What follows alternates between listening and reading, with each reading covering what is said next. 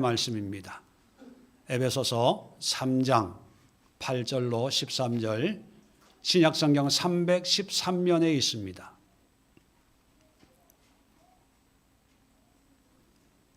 에베소서 3장 8절로 13절 저와 여러분들이 한 절씩 교독하면서 말씀을 상고하도록 하겠습니다.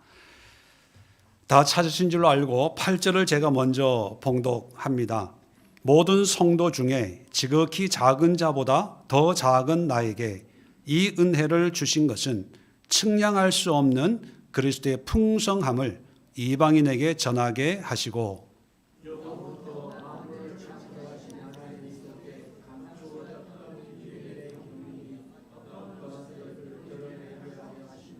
이는 이제 교회로 말미암아 하늘에 있는 통치자들과 권세들에게 하나님의 각종 지혜를 알게 하려 하심이니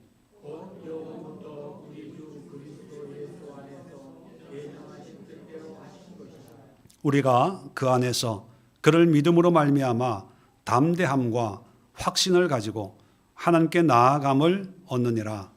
그러므로 너에게 구하노니 너희를 위한 나의 여러 환난에 대하여 낙심하지 말라. 이는 너희의 영광이니라. 아멘. 자, 마침내 드러난 하나님의 비밀 두 번째 시간입니다. 지난주도 말씀드렸지만 이 에베소서를 쓰고 있는 바울은 로마 감옥에 갇혀 있습니다.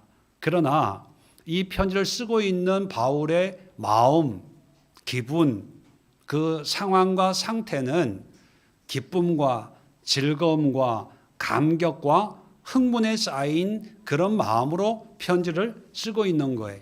그 이유는 뭐냐 하면 육체적으로는 감옥이라고 하는 극한 상황에 갇혀 있지만 하나님의 비밀을 깨달은 그 감격 때문에 기쁨과 감사와 즐거움으로 편지를 쓰면서 나에게 이 비밀을 알게 하신 하나님이 너희들에게도 이 비밀을 꼭 알았으면 좋겠다. 그런 마음으로 편지를 씁니다. 그래서 에베소서를 읽으실 때 내용도 중요하지만 이러한 글자로 활자로 드러나지 않는 바울의 마음, 그리고 이 마음이 어떻게 표현되고 있는가를 좀 살피면서 성경을 보시면 좀 입체적으로 4D, 5D처럼 입체적인 그런 은혜와 감동을 누릴 수가 있습니다.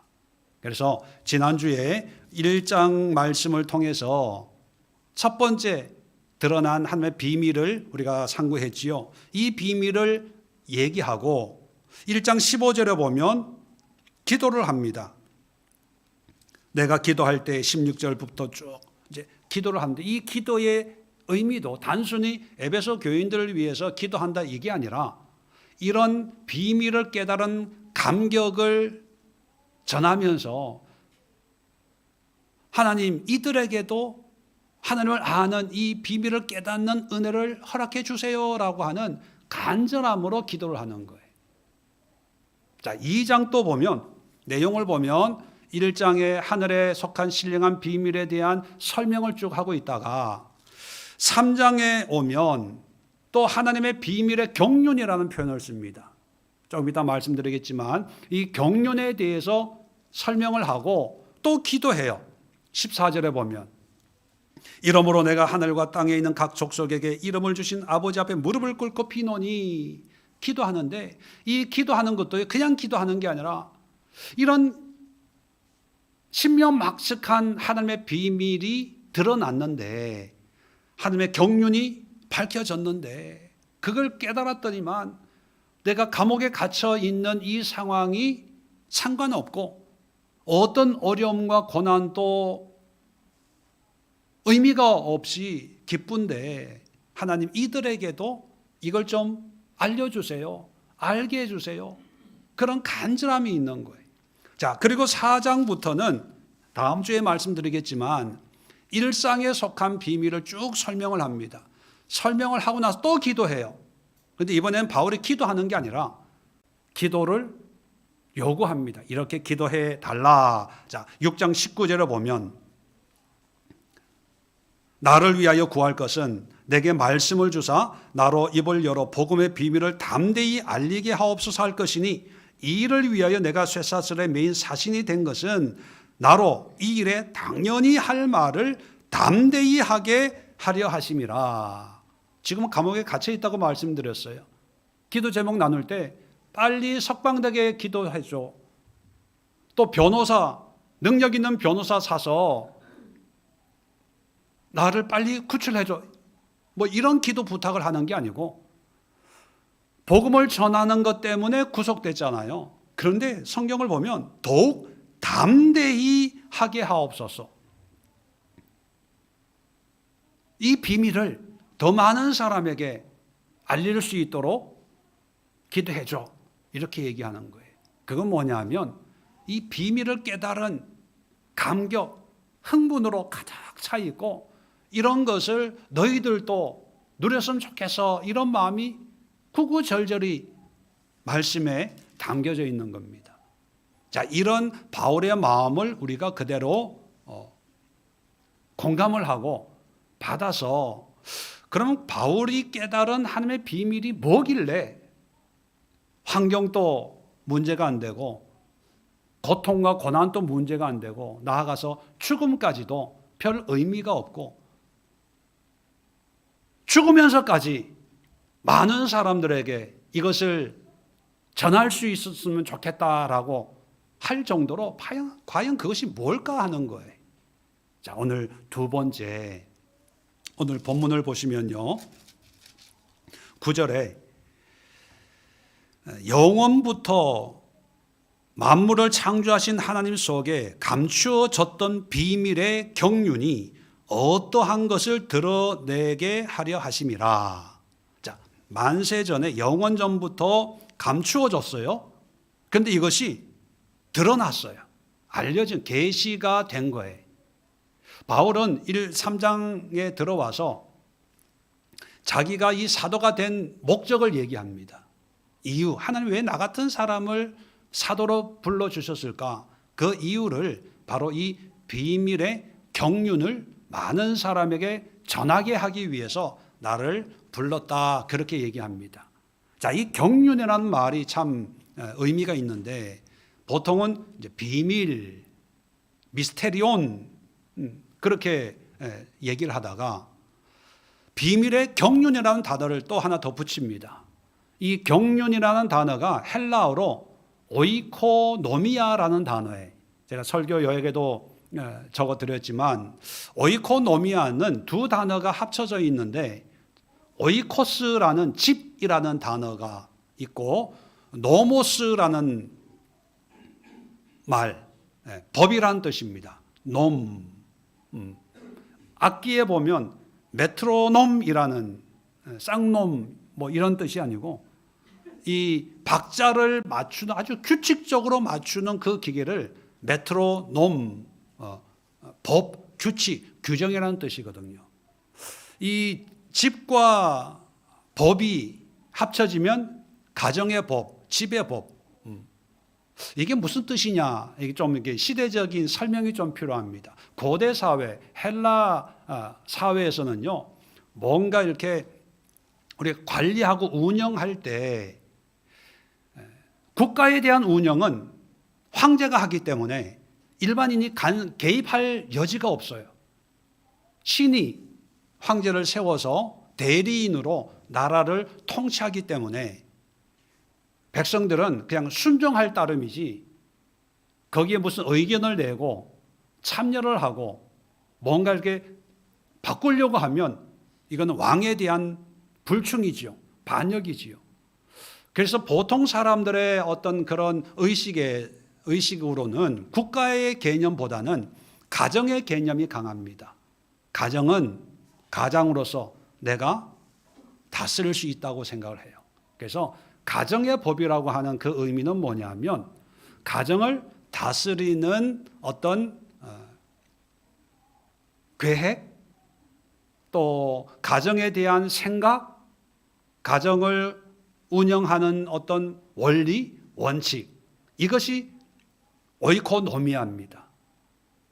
그래서 이것을 번역을 할 때 어떻게 여러 가지 의미로 번역을 하지만 일반적으로 경영, 계획, 운영 이런 의미로 번역을 해요. 오이코노미아가. 그래서 이 오이코노미아에서 파생된 영어 단어가 하나 있습니다. 여러분도 잘 아시는 이코노미. 이코가 오이코스 집이란 뜻이고 이코노미라 그 말이 노미아에서 파생된 단어예요. 그래서 우리는 이코노미 하면 경제만 생각을 합니다. 근데 원래 원어적인 의미는 가정의 모든 운영을 관리하고 계획하고 실행하는 그것이 이코노미예요. 그래서 영어 성경에는 이 경륜을 어떻게 번역을 했냐 하면 administration 이렇게 번역을 해요. administration이 무슨 뜻입니까? 경영하는 거예요. 운영하는 거예요. 그러면 비밀의 경륜하면 이게 무슨 뜻이 되냐 하면 하나님이 비밀스럽게 어떤 일을 이제 하는데 이 비밀스러운 일 속에 하나님의 계획, 하나님이 작정하시고 섭리하시는 하나님의 의도가 담겨져 있다는 거예요. 그래서 11절 보실래요? 곧 영원부터 우리 주 그리스도 예수 안에서 예정하신 뜻대로 하신 것이라. 이게 오이코노미아예요. 하나님이 계획하시고 작정하시고 의도하신 것. 그냥 아무렇게나 하는 게 아니고 우연히 일어나는 게 아니라 가정을 운영하는 것처럼 하나님이 철저한 계획 속에 하나님의 시간과 방법으로 철저하게 이루어 가시는 하나님의 어떤 계획과 섭리가 있다는 거예요. 이게 경륜이에요. 이 비밀의 경륜을 깨달았다는 것입니다. 그래서 3장에 보면 이 경륜이라는 말을 계속해요. 3장 2절에도 보면 끝부분에 하나님의 그 은혜의 경륜을 너희가 들었을 터이니. 자, 4절에 그것을 읽으면 내가 그리스도의 비밀을 깨달은 것을 너희가 알 수 있으리라. 자, 이 비밀의 경륜을 깨달을 수 있다는 거예요? 없다는 거예요? 있다는 거예요. 왜? 바울이 깨닫고 그걸 우리에게 알려주니까 우리도 깨달을 수 있다는 거예요. 여러분 깨닫고 계십니까? 깨닫고 계세요? 아직도 비밀인 분들이 굉장히 많아요. 봐도 모르겠어. 읽어도 모르겠어. 비밀과 신비의 차이 지난주에 말씀드렸죠. 신비는 봐도 모르는 거고 비밀은 모르다가 보여주면 알게 되는 거예요. 그런데 우리의 신앙이 보통 비밀에 속합니까? 신비에 속합니까? 여전히 신비에 속해. 보여줘도 모르고 읽어줘도 모르고 먹여줘도 모르고 결국은 목사는 도대체 모르겠어요. 여러분, 그런데 놀랍게 하나님은 이 신앙이나 믿음의 이 모습이 신비적인 모습도 있지만 비밀의 모습이 있어서 비밀을 우리에게 알려준다는 거예요. 그러면 우리도 알 수가 있다는 겁니다. 지난주에는 하늘에 속한 신령한 복에 대해서 세 가지를 말씀을 드렸는데, 자, 3장에 오면 땅에 속한, 물론 땅에 속한 그런 말은 없지만 이 땅에서 우리가 믿음으로 살아갈 때, 신앙생활할 때 우리가 일상에서 경험하는 그런 어떤 신앙의 요소를 통해서 하나님이 가지고 계신 비밀의 경륜을 얘기하고 있어요. 그게 세 가지. 자, 첫 번째가 뭐냐? 10절입니다. 이는 이제 교회로 말미암아. 자, 첫 번째 교회 동그라미 해놓으세요. 시험에 꼭 나옵니다. 자, 첫 번째 비밀을 얘기하는 게 교회. 자, 두 번째가 뭐냐면 12절입니다. 우리가 그 안에서 그를 믿음으로 말미암아. 첫 번째는 교회로 말미암아였는데 두 번째는 믿음으로 말미암아. 두 번째가 믿음에 대한 하나님의 경륜이 있다는 거예요. 이걸 깨달았다는 거예요. 자, 세 번째가 뭐냐? 13절에 그러므로 너희에게 구하노니 너희를 위한 나의 여러 환난에 대한 하나님의 경륜을 깨달았다는 거예요. 여러분, 우리가 신앙생활 하면서 요즘 우리 시대로 보면 제일 기본적인 것이 교회 생활이에요. 자, 교회 나오면 목사님이 제일 많이 하는 말씀이 뭡니까? 뭐에 대해서 얘기를 합니까? 헌금이에요? 믿음이에요? 헌금 아니었어요? 봉사? 믿음이에요, 믿음. 그리고 세 번째, 우리 삶의 문제. 누구나 예외 없이 삶의 어려움을 겪지 않습니까? 이 모양 저 모양. 그래서 기도하잖아요. 그런데 많은 분들이 환난, 이 문제에 대한 해답을 못 찾아서 너무 힘들어해요. 여기에 대한 이 대표적인 세 가지에 대한 비밀의 경륜, 하나님의 의도까지 깨달았다는 거예요. 그렇다면 여러분들도 깨닫고 싶으세요? 아니면 그 여전히 신비의 영역으로 그냥 가지고 살고 싶으세요? 신비의 영역으로 살고 싶은 분들은 지금 일어서서 가셔도 돼요. 2층에 가셔서 식사 맛있게 하시고, 오늘 메뉴가 아주 맛있는 음식이더라고요. 식사하시고, 깨닫고 싶으신 분만 남아서 말씀을 함께 나누면 좋을 것 같습니다. 자, 일어나시고, 굉장히 많은 분들이 일어나시는데, 자, 첫 번째 하나님의 경륜이 교회입니다. 우리가 교회하면 어떤 건물, 어떤 장소, 또 좀 성장하면 믿는 사람, 그리고 믿는 사람들의 공동체가 교회다.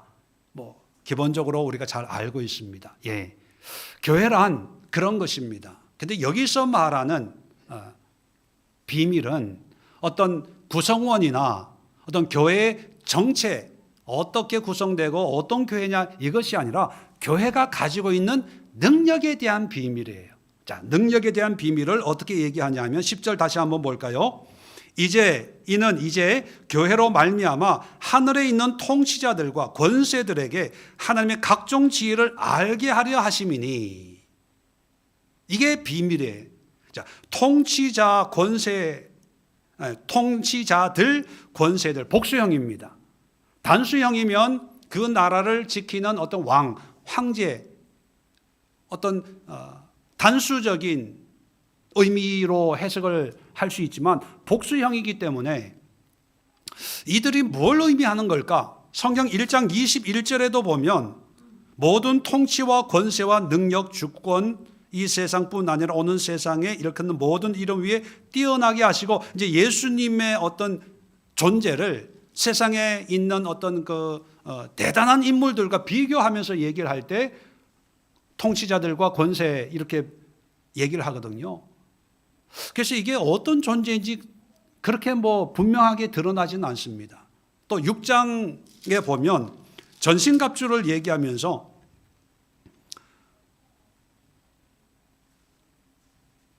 12절에 보시면 이렇게 되어 있습니다. 우리의 씨름은 전쟁이에요. 싸움이에요. 혈과 육을 상대하는 것이 아니요 통치자들과 권세들과 이 어둠의 세상 주관자들과 하늘에 있는 악의 영들을 상대함이라. 그러니까 싸움의 대상이기 때문에 이게 긍정적인 의미보다는 부정적인 의미가 강하죠. 그렇게 보면 사탄, 마귀라고 볼 수가 있습니다. 자, 그러면 하늘에 있다, 이 땅에 있는 것이 아니고 하늘에 있다는 것은 어떤 의미일까요? 사람이나 어떤 대상이 아니라 영적인 존재, 그 존재가 긍정적으로 해석하면 천사일 수 있고 부정적으로 해석하면 사탄, 마귀일 수 있어요. 그래서 많은 학자들이 하늘에 있는 권세들과 통치자들이 뭐냐 해석이 분분합니다. 천사들이다, 마귀들이다. 근데 굳이 두 개 중에 하나를 선택할 필요는 없이 지금 바울이 얘기하려고 하는 것은 하늘에 있는 존재들이 누구냐가 중요한 게 아니라 교회가 무슨 일을 하냐가 중요한 거기 때문에, 핵심은 뭐냐면 여러분, 하늘에 있다는 것은 우리 육신의 눈으로 볼 수 있는 겁니까? 없는 겁니까? 없는 거예요. 또 이 땅에 있는 거가 아니고 하늘에 있다는 얘기는 뭐예요? 영적이라는 거예요. 그러면 이렇게 정리를 할 수가 있습니다. 교회는 보여지는 사람들과 보이는 세상에서도 어떤 영향력을 발휘하고, 그걸로 끝나는 것이 아니라 보이지 않는 영적인 세계, 그게 천사들이든지 사탄 마귀이든지 간에 보이지 않는 영적 세계의 하늘에 있는 존재들에게도 하나님의 지혜를 알게 하는 능력이 있는 거예요. 많은 사람들이 교회 하면 건물을 생각하고 또 교단을 생각하고 또 설교하는 목회자를 생각합니다. 그리고 모여있는 성도들, 프로그램들 뭐 이런 걸 생각하면서, 다는 아니겠지만 일반적으로 교회 예배 드린다 하면 목사님이 어떤 말씀을 하실까, 찬양단이 어떤 찬양을 할까, 기도하시는 분들이 어떤 기도를 할까, 이런 거에 관심을 가지고 목회하는 목사 입장에서도 사람들에게 얼마나 은혜로운 말씀을 전할 수 있을까, 또 위로와 권면을 주는 그런 말씀으로 또 하나님을 예배할 수 있을까, 이런 걸 고민을 하고 걱정을 하죠. 예, 필요합니다.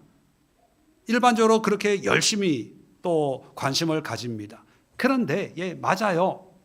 그런데 또 하나의 비밀의 경륜이 있는데, 그것은 뭐냐면 보이는 세상, 보이는 사람만이 아니라 보이지 않는 세상, 보이지 않는 존재에게도 하나님의 지혜를 선포하는 게 교회예요. 그래서 교회는요, 세상 어떤 조직과는 달리 학교는 학생들이 있어야 됩니다. 회사는 직원들이 있어야 되고 가게에는 손님이 있어야 돼요. 그런데 교회는요, 손님이 있어야 되고 학생이 있어야 되고 교인들이 있어야 되지만 없어도 교회의 기능을 충분히 발휘할 수 있습니다. 왜냐? 하늘에 하나님의 지혜를 알려주기 때문에. 한 사람이 있어도요, 그 한 사람에게 하나님의 말씀을 전해주는 것으로 끝나지 않고 하늘에 있는 천사들이나 사탄 마귀에게도 하나님의 말씀을 선포하는 거예요. 이걸 깨닫지 못하면 목회자 입장에서 교인들이 많아야 됩니다. 오늘 왜 이렇게 안 나왔어? 안 나온 사람 전화해서 왜 안 나왔냐? 다음 주에 나와라. 뭐가 문제냐? 문제를 해결해 주고, 누구 때문에 안 나오냐? 뭐 때문에 안 나오냐? 왜? 많은 분들이 와서 말씀을 듣고 변화돼야 되기 때문에 목회자는 그게 마음이 아파서 한 사람이라도 더 은혜 받게 하려고 하는, 예, 중요하죠. 근데 그런 일을 너무 열심히 하다가 보면 하늘을 생각하지 않을 때가 있어요.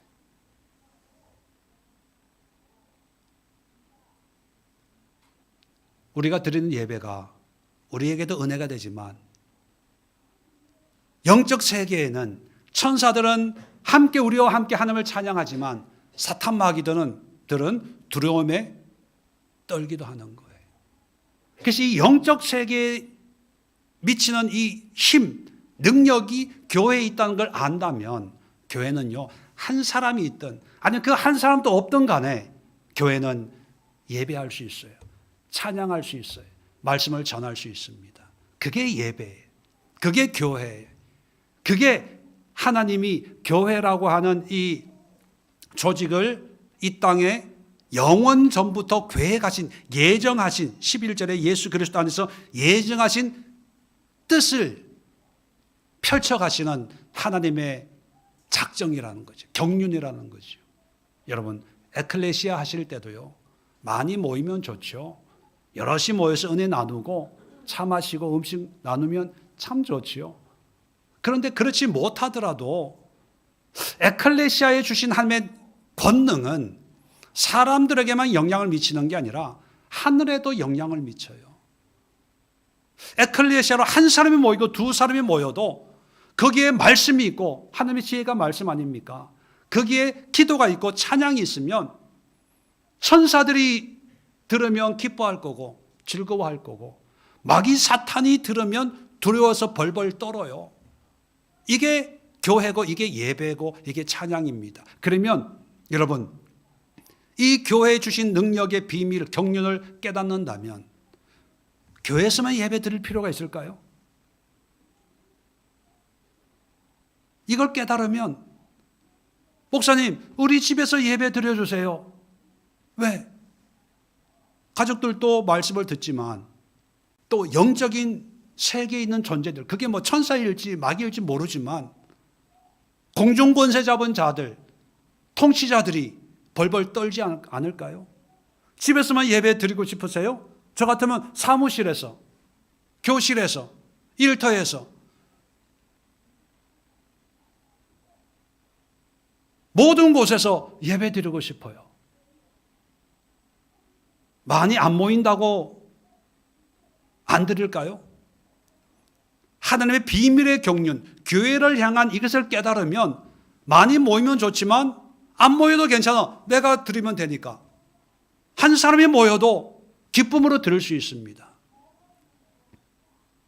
이게 비밀이에요. 그러니까 바울은요, 이 교회에 대한 이 비밀, 하나님의 경륜을 깨달아 버리니까 감옥에 있어도 그렇게 걱정이 안 되는 거예요. 감옥이 교회가 돼버리는 거죠. 오히려 이런 비밀의 경륜을 깨닫지 못하고 교회 생활 열심히 한 에베소 교회의 교인들이 걱정이 되는 거예요. 너희도 제발 이걸 좀 알았으면 좋겠다. 그래서 한 번도 나 구출해줘, 석방해줘, 변호사, 비싼 변호사 사서 나 빨리 꺼내줘, 이런 얘기 안 해요. 오히려 할 수만 있거든 더 담대하게 이 비밀을 전할 수 있도록 기도해줘. 얼마나 멋있습니까? 그 멋있는 것이 뭔가 바울이 대단한 사람이어서가 아니라 이 비밀을 깨달아 버리는 거예요. 그렇다면 여러분, 우리 예수의 교회나 여러분이 섬기는 에클레시아나 하나님 보시기엔 다 똑같아요. 똑같은 비밀의 경륜이 거기 담겨져 있습니다. 이 비밀을 사용하십시오. 예배를 통해서, 교회를 통해서, 기도를 통해서, 공동체의 모임을 통해서 공중 권세 잡은 통치자들, 권세들을 무찔러 버리는 거예요. 그럴 때 귀신이 떠나가고 질병이 치료되고 저주가 끊어지고, 그리고 만약에 천사들이 함께 예배한다면 영적으로 신령과 진정, 영적인 예배가 육을 가진 인간과 영적인 천사들과 함께, 그게 하나님의 나라죠. 뭐 그게 천국이죠. 뭐. 여러분, 가정이 천국이 될 수 있어요. 한 사람이 천국을 만들 수 있어요. 한 가족이 천국을 경험할 수 있습니다. 한 사람이 공중 권세, 하늘의 악한 영들을 몰아낼 수 있고요. 한 사람의 교회가 천군 천사들과 함께 하나님을 영원한 찬양으로 높일 수가 있는 그 길을 예수 그리스도를 통해서 교회로 말미암아 우리에게 허락해 주신 거예요. 이걸 깨달을 때 교회 나오세요, 나오세요, 뭐 이런 게 의미가 없는 거예요. 여러분, 교회에 하나님이 영원 전부터 치밀하게 계획한 이런 비밀이 있다는 것, 여러분 깨달으시고, 우리가 주일날 모여서 예배 드릴 때도 사람만 생각하지 말고 지금 하늘나라에서 일어나는 이런 놀라운 역사들, 또 에클레시아 할 때 모인 사람들, 그것만 생각하지 마시고요. 지금 이 우리 거실에, 우리 안방에, 우리 사무실에 영적인 우리가 예배함으로, 에클레시아로 모임으로 인해서 하늘나라에 어떤 역사가 일어나고 있는지 상상하면서 기대와 소망과 또 담대함과 승리의 확신을 가지고 예배하는 진정한 교회가 될 수 있기를 주님의 이름으로 축원을 드립니다. 자, 두 번째 비밀이 믿음입니다. 자, 믿음하면 여러 가지 정의를 내릴 수 있어요. 그리고 믿음하면 자기 스스로가 난 믿어. 어떤 분에게는 뭐 구호처럼 여겨지기도 하고 지적 동의처럼 여겨지기도 하고, 또 어떤 사람에게는 성경 말씀을 통해서 의인은 믿음으로 말미암아 살리라 그런 말씀을 인용을 하면서 나는 예수님을 나의 구세주로 믿어, 어떤 고백적인 그런 생각을 저마다 가지고 있어요. 자, 그러다 보니까 문제가 뭐냐 하면 믿음의 기준이 뭐냐는 거예요. 차로 잴 수도 없고 저울로 달아볼 수도 없고 이마에 뭐 이렇게 새겨지는 것도 아니고, 그죠? 기준이 없어요. 기준이 없다 보니까 저마다 가지고 있는 믿음의 어떤 정도가 있어요. 아유, 목사님 다 믿어요. 너무 그렇게 자꾸 나를 잔소리 하듯이 믿어라 믿어라 가르치려고 하지 마세요. 나는 나대로 믿어요. 뭐 이런 분도 있고, 또 어떤 분들은 뭐 믿는다고 하지만 믿음이 뭐냐? 기준이 없다 보니까 모호하게 생각을 하거든요. 그래서 바울은 이 믿음이라는 것이 모호한 것이 아니라 하나님의 비밀을 깨달아 버린 거예요. 믿음이라는 이 의미 속에, 개념 속에 하나님이 뭘 계획하고 있고 뭘 작정하고 있고 또 하나님이 어떻게 역사할 건지를 깨달은 거예요. 자, 어떻게 깨달았냐? 12절입니다. 우리가 그 안에서 그를 믿음으로 말미암아, 자, 믿음으로 말미암아 담대함과 확신을 가지고 하나님께 나아감을 얻느니라. 믿음으로 말미암아, 믿음으로 말미암아 어떤 현상이 일어나냐? 세 가지 현상을 얘기하는데 저는 믿음의 세 요소라고 얘기합니다. 믿는다라고 하면 적어도 이 세 가지 요소를 가지고 있어야 돼요.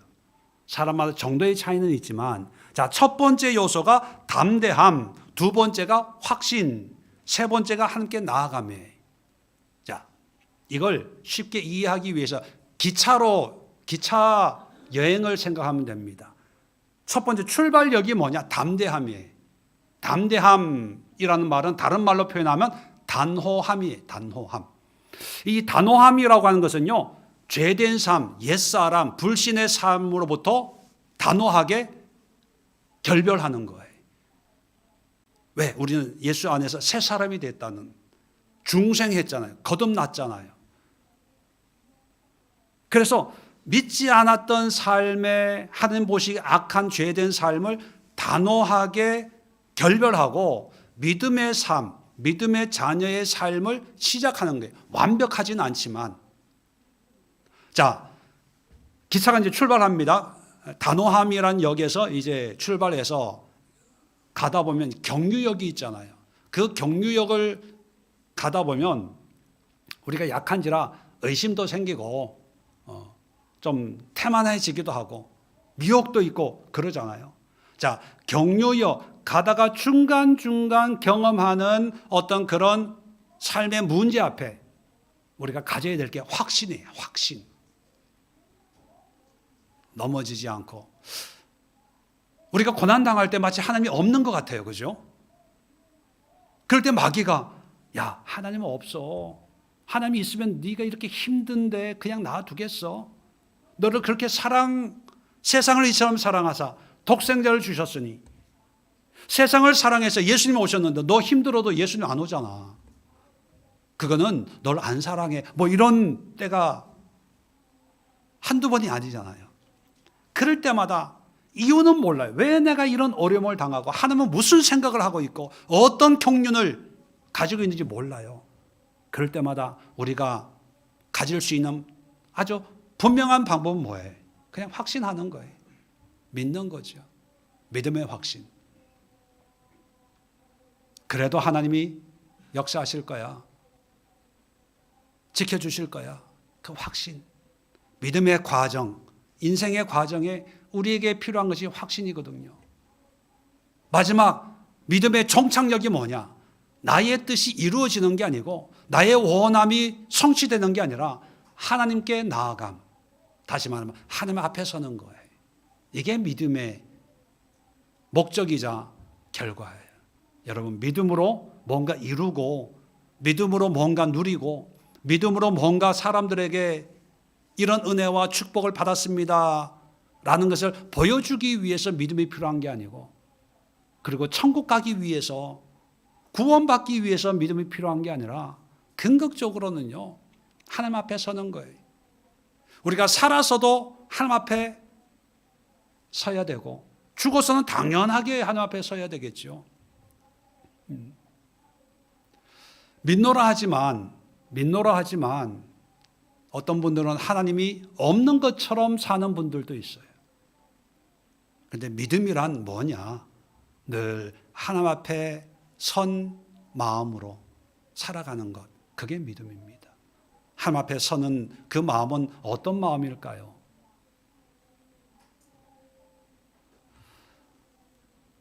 지난주도 말씀드렸지만 이사야 선지자가 하나님의 영광을 봤을 때 제일 먼저 터져 나온 탄식이 뭐냐 하면 망하게 되었습니다. 부정한 죄덩어리인 내가 하나님의 영광을 보았습니다. 그게 첫 고백이었어요. 그 얘기는 뭐냐면 이 세상에 어떤 인간도 하나님 앞에 고개 들 수 있는 사람은 없어요. 내가 무슨 일을 하든 얼마나 많은 재산을 가지고 있고 얼마나 많은 지식을 가지고 있고 얼마나 대단한 인기와 명성을 누렸다 하더라도 천지를 창조하신 하나님 앞에 고개를 들 사람은 없거든요. 그런 마음으로 사는 게 믿음이에요. 아무것도 하지 말라는 게 아니고 열심히 하지만 내가 한 게 아닙니다. 아무것도 아닙니다. 겸손하게 자신을 낮추면서 하나님 앞에 겸비한 마음으로 경외하는 마음으로 사는 것, 그게 믿음입니다. 오늘날 믿음은 얘기하지요. 그런데 하나님 앞에 사는 그런 마음이 없고 자기 뜻대로 자기 기준대로 그렇게 믿음을 설정을 하고 마치 하나님이 없고 죽어서야 만날 수 있는 그런 분으로 여기면서 자기의 원함을 이루려고 하는 그런 믿음의 사람들이 너무 많습니다. 그런데 바울은 이 믿음에 대한 비밀의 경륜을 깨달으면서 믿음의 근본적인 목적이 하나님 앞에 서는 것.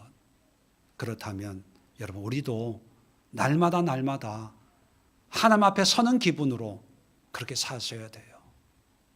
여러분이 하나님 앞에 섰을 때 어떤 마음일까? 여러분 스스로 한번 생각해 보세요. 어떤 분은 하나님 반가 뭐 이런 분도 있을 수 있겠죠. 그런데요, 실질적으로 하나님 앞에 서면 우리가 아우라라 그러나요? 그 사람이 가지고 있는 권위, 권세 뭐 이런 거 있지 않습니까? 어떤 분이 그러더라고요. 법원에 처음 가봤는데 법원에 들어가서 그 판사들이 판사복 입고 앞에 앉아있는 그 권위가 있대요. 거기 앞에만 가면 누구든지 다 이렇게 실토하지 않으면 안 될 것 같은 그런 어떤 무게가 있다 뭐 이런 얘기를 하는 걸 들었는데 하나님 앞에 가면 우리가 생각하고 있는 모든 것들이 의미 없어지고 그저 머리가 숙여지는 거예요. 하나님, 나는 죄인입니다. 나를 떠나소서. 지금은 구원의 확신을 얘기하잖아요. 나는 구원 받을 거야. 받았어. 하나님 앞에 가면 구원의 확신이 있을까요? 없어요. 죽여 주옵소서. 지옥에 가도 마땅하다고 여깁니다. 이것밖에 없어요. 그런데 하나님의 긍휼하심으로 우리를 구원하는 거지. 사실 엄격하게 얘기하면 구원의 확신 아무 필요 없는 거예요. 그러니까 말장난이에요, 말장난. 100번 구원의 확신 가져보세요. 한 보좌, 백보좌 심판 앞에 서면 여러분 뭘 내놓겠어요? 아무 내놓을 게 없어요. 처분대로 하옵소서. 그런데 믿음이란 뭐냐? 그런 마음으로 사는 거예요. 그런 마음으로. 그게 비밀이에요, 비밀. 자, 마지막으로 세 번째가 13절에 보니까 그러므로 너희를 위하여 구하노니 너희를 위한 나의 여러 환난에 대하여 낙심하지 말라. 환난의 문제입니다. 이게 피할 수 없잖아요. 믿는 자든 안 믿는 자든 누구나 경험하는 게 환난이에요. 요즘에는 나이도 없더라고요. 애들도 힘들어. 사는 게 아니야, 목사님. 그래요. 참 삶의 문제는 뭐 정답이 없는 것 같아요. 자, 그러다 보니까 누구에게나 이게 문제 덩어리인 거죠. 왜 나에게? 왜 하필이면 이때에? 이 문제를 해결하려고 참 수단과 방법을 가리지 않아도 정답을 모를 때가 많습니다. 특별히 우리 신앙생활 하는 분들 중에 아니 신앙생활 열심히 하면 하나님이 도와주셔야지 왜 이렇게 어려워? 하나님이 왜 안 도와주시지? 뭐 이런 분들도 있고요. 또 어떤 분들은 재밌는 분들은 뭐냐면 교회 안 다닐 때는 괜찮은데 교회 다니면서부터 어려워졌어. 또 교회 다니지 말라는 것 같아.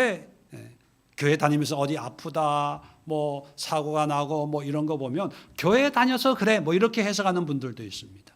또 어떤 분들은요 좀 믿음이 있다고 생각하면서 어렵고 힘들면 다 뜻이 있는 거야. 기뻐해, 감사해, 불평하지 마. 입으로 죽겠다 하지 말고 살겠다 해. 그러면서 참 오늘 정말 살겠어 뭐 그러죠. 참 이 고난의 문제를 극복하려는 몸부림이겠죠. 중요한 것은요 환난의 문제는 현실이라는 거예요. 현실이기 때문에 믿든 안 믿든 신앙이 좋든 안 좋든 이 환난의 문제는 부정해서도 안 되고 무시해서도 안 되고 또 그 환난의 무게를 가볍게 생각해서도 안 됩니다. 쉽게 우리가 믿음이 있다고 해서 집사님 걱정하지 마. 그 정도는 뭐 기도하면 다 돼. 말은 쉽지만 오히려 그것이 상처가 될 수가 있죠. 왜? 그게 실제니까. 바울도 그 얘기를 합니다. 환난의 어떤 실제를 부정한 거 아니에요. 환난 중에 너 기뻐하라. 물론 그런 말씀이 있지만 무턱대고 기뻐하라고 얘기하지 않습니다. 단지 내 환난에 낙심하지 말라는 거예요. 나 때문에 상처받지 말라는 거예요.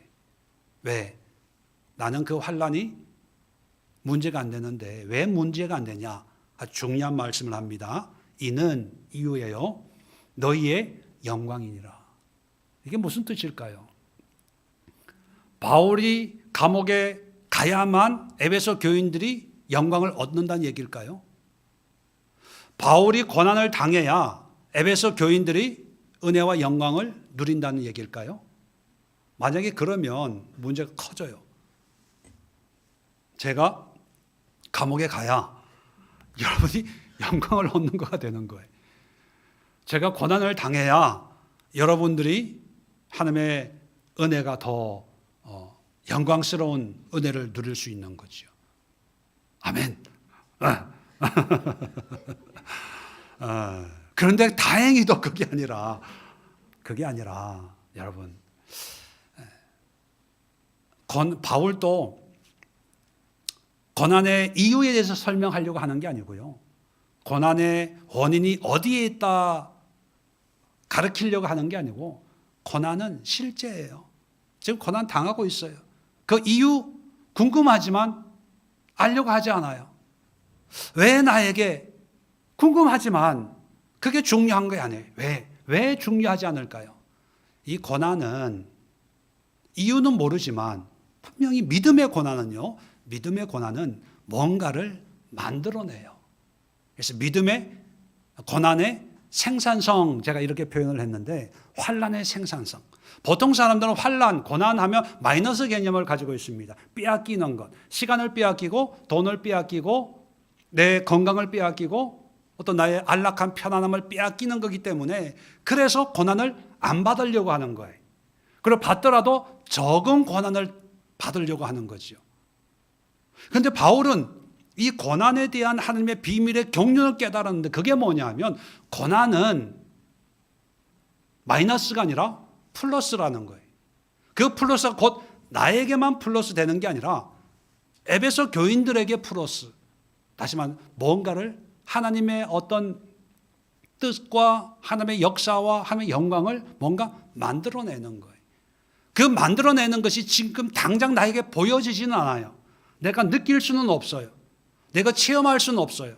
그러나 그것이 나에게 일어날 수도 있고 다른 사람에게 일어날 수도 있고 제3자에게 일어날 수도 있지만 항상 분명한 건 뭐냐면 고난은 하나님의 역사를 만들어내는 생산성이 있는 재생산, 리프로덕션의 비밀이 담겨져 있다는 걸 깨달아 버려요. 그러니까 걱정하지 마. 나의 고난으로 인해서 너희들이 복음을 전해 들었잖아.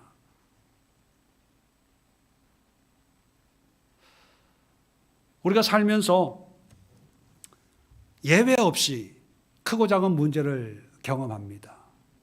그럴 때 하나님의 비밀의 경륜이 뭐냐면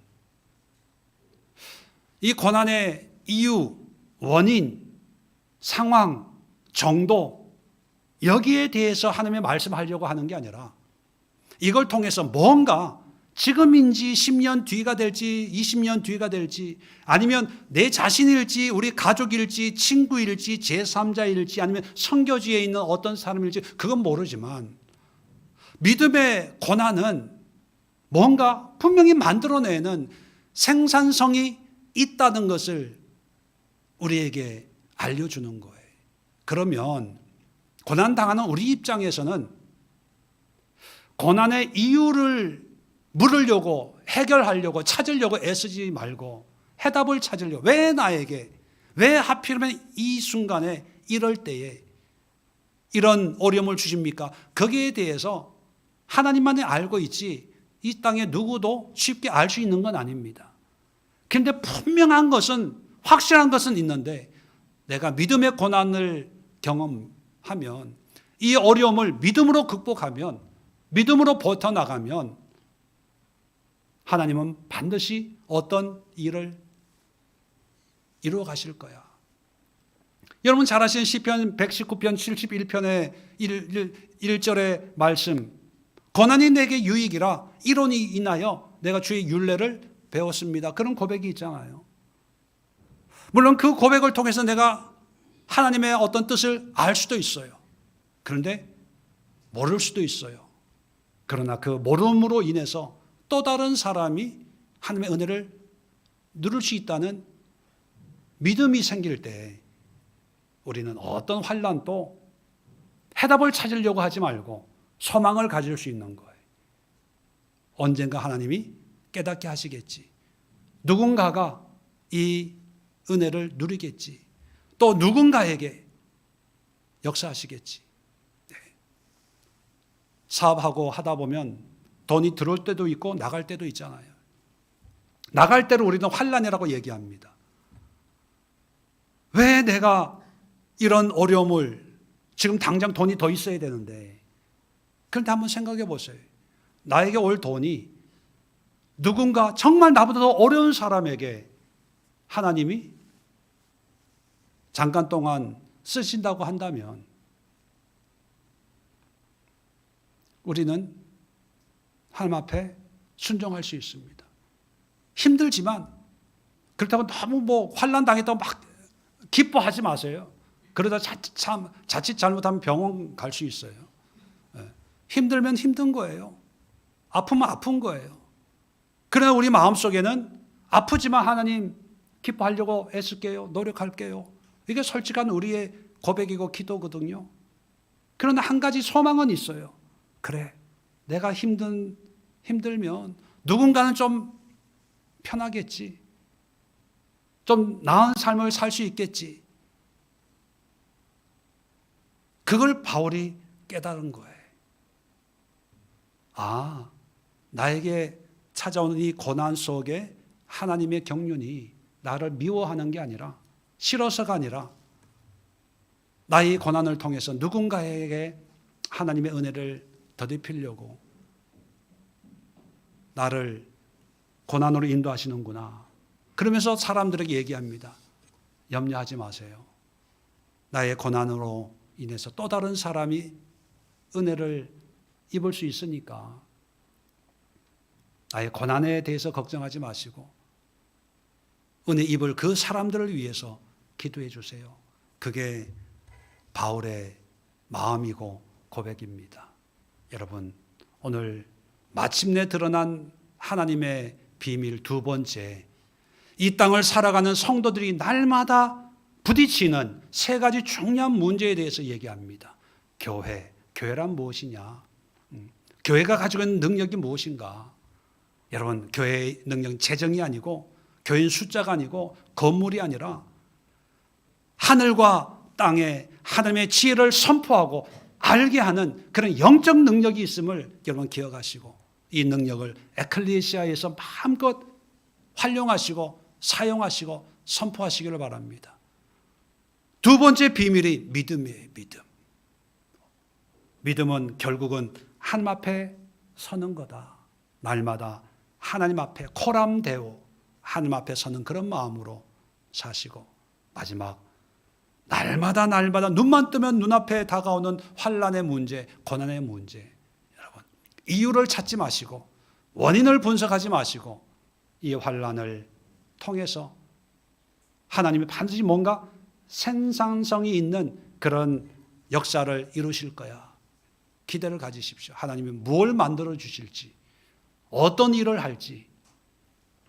환난 중에 기대와 소망으로 산다면 하나님이 기뻐하시고 또 많은 사람들에게 참된 믿음의 모습을 보여주는 건강한 그리스도인의 삶이 되리라 그런 생각을 합니다. 기도하겠습니다. 아버지 하나님